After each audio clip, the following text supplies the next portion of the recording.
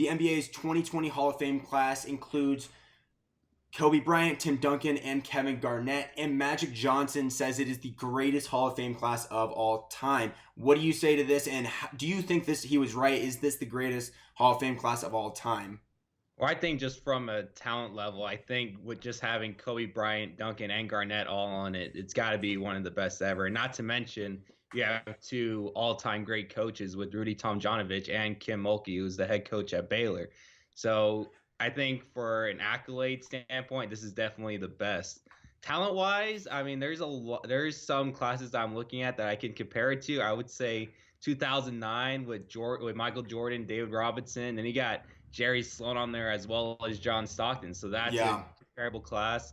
And then I would look at 1995 as well. I mean, Kareem Abdul-Jabbar and Cheryl Miller, who are arguably the two best when it comes to just the best male basketball player ever and the best female basketball player ever. So there's really, I think from an NBA standpoint, it's the best class ever. But if I'm looking at all time throughout all of basketball, I think 95 and 2009 come the closest to it. Exactly. Those are the kind of the classes I was looking at in this class this year total. You have 48 All-Star selections and 11 NBA championships in a total from Duncan, Kobe Bryant, and Garnett. And when we jump over to that 2009 class with Michael Jordan, Stockton, and David Robinson, you have three of the players I think from the Dream Team, which all really do kind of give that own special feel within that type of class. You have arguably the best player in NBA history with that. You have an all-time leading scorer in assists and steals with Stockton, and you have a 10-time All-Star with David Robinson. Personally, I don't know about, I kind of agree with you. I think the closest one when it comes to physical accolades, closest to this year would be that 2009 class. But when you look at the talent in this year's, just the physical dominance of all of these players in the league, and the fact that every one of them at one point could have been easily considered the best player in the entire NBA. So that's why I think this class is the number one, is because I don't think at a time Stockton was ever considered. He might have been considered the best point guard of all time, but I definitely don't think he was considered the best player in the NBA versus all the rest of these three guys. Is at one point they were the best player in the league and everyone knew it too. So jumping over, we have the impact of Tom Brady. He was traded to the Buccaneers. First off, I just want to know, what was your reaction to when he got traded?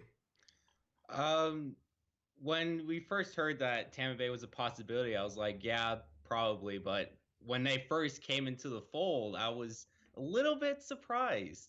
I didn't expect Brady to go from the dynasty of the Patriots to a team that really has not been relevant in quite some time. I think their last playoff appearance was 2004, if I'm correct on that, and to go from New England to have to like wheel a team to the playoffs, it's an interesting move. I commend Brady for taking on the challenge, but at the same time, it's a little bit confusing. They have a great offense. I love Chris Godwin and Mike Evans. They're two top 10 wide receivers in the league. But here's the thing, though. Last year, Brady didn't really show all that much with the deep ball, and both Godwin and Mike Evans do their best work when given the deep ball. So are they willing to sacrifice the deep ball threat? Well, most of it, because who knows what Brady's arm's at right now. But they're gonna have to take some of those checkdowns, and they're gonna get hit a lot more than they did in previous years. So it will be interesting to see what their reaction will be to that once the season gets started. iRacing, and since NASCAR has been shut down to the coronavirus, they have found an alternative way to entertain its fans. They have now decided to hold racing competitions amongst racers in a live video game racing competition. And although the tensions might have grown, I'm a huge believer that when someone is professional at one thing or at a sport or let's say music, they are terrible at the video game alternative. And racer Bubba Wallace proved that this Sunday as he lost his sponsorship Blue Emu because of his actions rage quitting during one of the events. Do you think these actions were correct and did he deserve it? Look, he's not one to hide his emotions, and I mean, what happened, I would have been mad too, but I'm not a professional race car driver.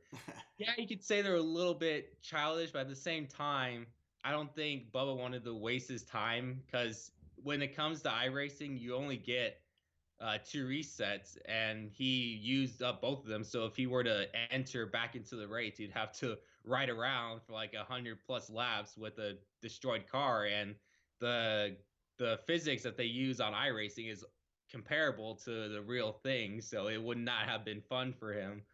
And it was either right around last place, getting passed left and right all the time, or sit it out. And I think it's fair to do that. I mean, it shouldn't be something you take seriously. And to have a sponsor say, we want drivers, not quitters, I think it's a little bit too much. I think we're taking this a little bit too seriously than we need to. Now, the first two races where they did Homestead in Texas, those were all fun. It was all in fun. Nobody was getting mad at each other. And here we are now after Bristol. And Bristol in real life, we got the same driver reactions that you would in real life. Everybody's mad after the race.